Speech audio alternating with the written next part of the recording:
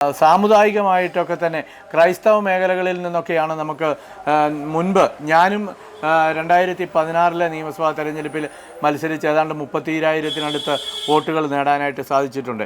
ഇപ്രാവശ്യത്തെ തെരഞ്ഞെടുപ്പ് എന്ന് പറയുമ്പോഴത്തേക്കിനും അതിനേക്കാൾ പ്ലസ് ആയിട്ട് ക്രൈസ്തവ മേഖലകളിൽ നിന്ന്, ന്യൂനപക്ഷ മേഖലകളിൽ നിന്ന്, മറ്റ് പിന്നോക്ക മേഖലകളിൽ നിന്നൊക്കെ തന്നെ വളരെ വലിയ തോതിലുള്ള വോട്ട് നമ്മളിലേക്ക് എത്തും എന്നുള്ള കാര്യത്തിൽ യാതൊരു സംശയവുമില്ല.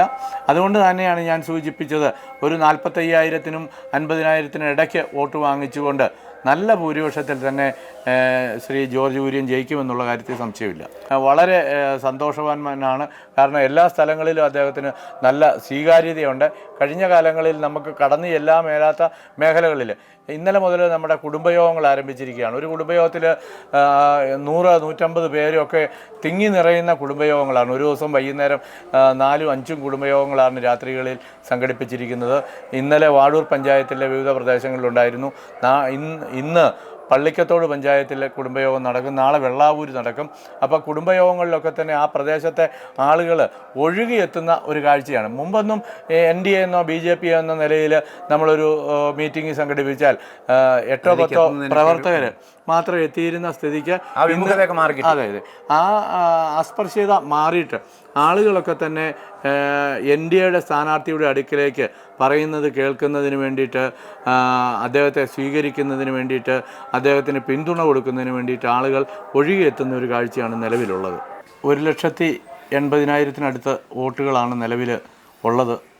അതിൽ ഒരു 80% വോട്ടായിരിക്കാം ഒരുപക്ഷെ പോൾ ചെയ്യാനായിട്ടുള്ള ഒരു സാധ്യത ഇപ്പം നിലവിൽ കാണുന്നത്.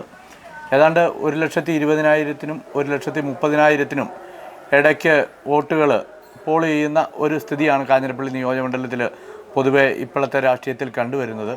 കഴിഞ്ഞ നിയമസഭാ തെരഞ്ഞെടുപ്പുമായിട്ട് ബന്ധപ്പെട്ട് ഏതാണ്ട് 35,000-നടുത്ത് വോട്ടുകൾ 9 പഞ്ചായത്തുകളിൽ നിന്നായിട്ട് ശേഖരിക്കുവാനായിട്ട് NDAയ്ക്ക് സാധിച്ചിട്ടുണ്ട്.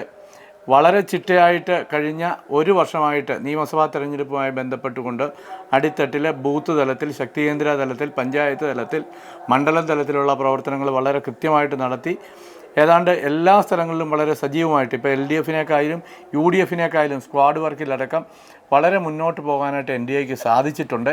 തീർച്ചയായിട്ടും ഒരു 45,000-ൽ അധികം വോട്ട് നേടുന്ന ഒരു സാഹചര്യം ഉണ്ടാകുമെന്നുള്ള കാര്യത്തിൽ യാതൊരു സംശയവുമില്ല. സാമാന്യം ഭേദപ്പെട്ട ഭൂരിപക്ഷത്തിൽ NDAയുടെ സ്ഥാനാർത്ഥി ജയിക്കും എന്നുള്ളതാണ് നമ്മുടെ വിലയിരുത്തൽ. അതിനകത്ത് ഒരു മാറ്റവും ഉണ്ടാകാൻ സാധ്യതയില്ല.